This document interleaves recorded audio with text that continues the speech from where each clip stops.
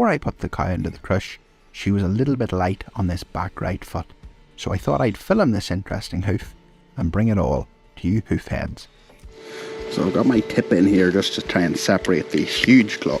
This huge claw here, give it a little bit, because it's so big it's quite tight to the other one, so I may have to actually do without my tip for a little while till we get some of this hoof removed here. But already we can see there's the start of a pretty significant sole ulcer, and yep, digidermatitis is there.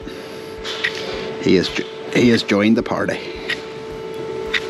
So we need to be careful just to try and remove from the beginning of this trim, start removing the hoof from around that sole ulcer. This is most definitely, there's nothing surer that I'm going to have to put a block on this.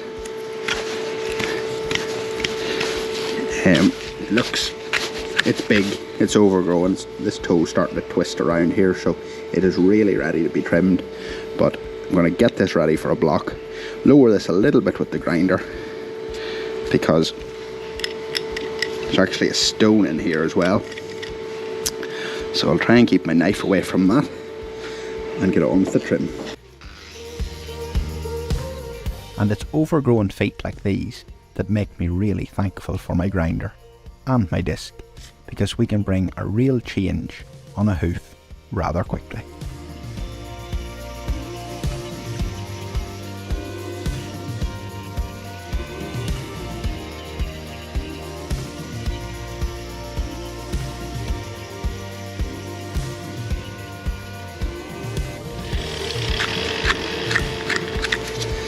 So with this here, we have this here claw here is a lot higher than this one here, this inner claw, so we're going to have to put on a pretty deep block, and I'm hoping that one block should do it. I don't normally have to put double blocks on to get double height difference here, but in this case, this here is looking pretty high, and that means that each time the cow walks, it's this here area, the sore part, that's taking all of her weight. I decided to put on one of these black rubber blocks because they're not going to wear, so our height difference is going to remain as good as it can be for longer. Oh girlie, well, I'm just going to try and wash around this here to see if I can see exactly where that stone is.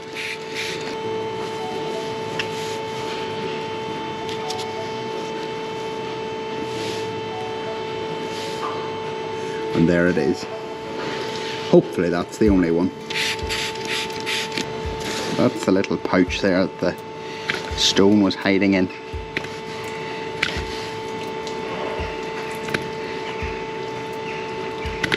Probably caused a little bit of damage and further aggravated all of this.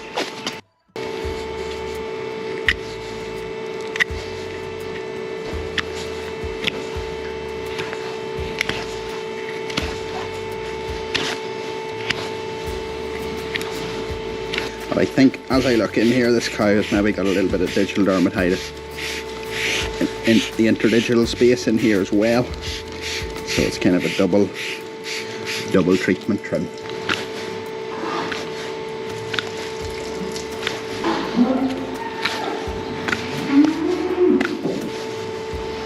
Just trying to get the wee top hard margin of this. Seems to be travelling on up another little bit. We need to just thin this out nicely, leave it nice and soft.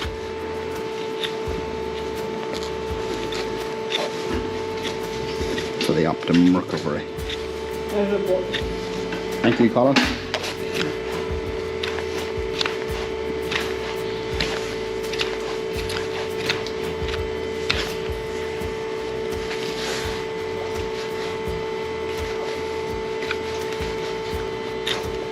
I have a funny feeling that this here little area could be just joined up here. The loose horn may travel the whole way up to the heel area. But I'm not putting much pressure on my knife, being as gentle as I can. But I still need to get in here and get this removed to make this a happy cow. And I must say she's been a very good patient. So I'm happy with that. I'm happy with the height difference from the block, even though I was a bit worried about that. And I'm just going to increase that there by trimming a little bit off this quite enlarged heel. It's quite puffy up here, but I don't think it's causing her any bother. Our whole issue is coming from this sole ulcer here, possibly damaged by that stone and the interdigital space in there with the dermatitis. Now we don't normally touch this wall horn here, but as you can see, there's a little bit of loose horn here. I hope it's not leading to a white line. I don't think it is. I'm just going to trim this here back and make sure that there's no further issue heading up that wall.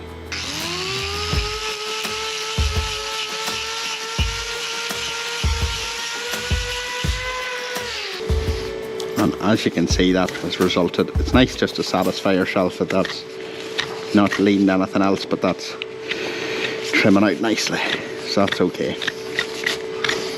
Now this little area just above my finger is actually the corium protruded out, so I'm not going to cut that off. I'm just going to wrap this up, and when the pressure's off it, it will really start to shrink back in.